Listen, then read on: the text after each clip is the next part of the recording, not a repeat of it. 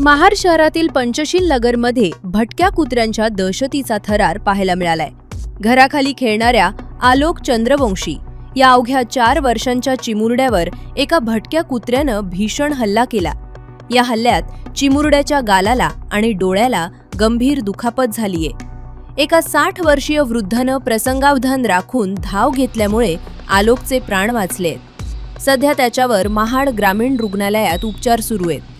महाड शहरात ठिकठिकाणी भटक्या कुत्र्यांचे घोळके मोकाट फिरत असून लहान मुलांच्या सुरक्षिततेचा प्रश्न ऐरणीवर आलाय।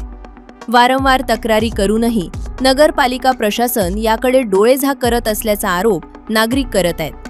आता तरी प्रशासन या कुत्र्यांचा बंदोबस्त करणार का, असा संतप्त सवाल जखमी आलोकच्या नातेवाईकांनी विचारलाय।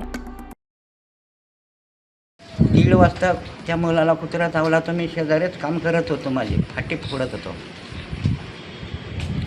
हा, मग तुम्ही काय केलं त्यानंतर पोरगा धावत आला, तो पाळल्यानंतर कुत्री पाठोपाठ्यानंतर सोडवली, मी त्या कुत्रीला हाकलून दिली, मारली। नंतर मग ह्यांच्या घरी यांना मुलाला घेऊन गेलो आणि मग ह्यांना लगेच सांगितलं दवाखान्यामध्ये चला। इथे 2 वाजता आणले। माझं नाव बसंत आलोक चंद्रवंशी। माझ्या मुलाला कुत्रा चावला आहे। ते काय कुठला कुत्रा आहे मला पण समजत नाही। ते चावले तिला। मी ते दवाखाना आणले।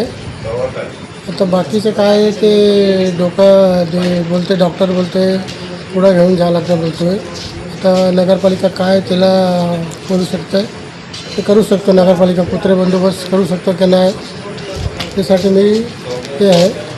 बाकी आता मी काय सांगू।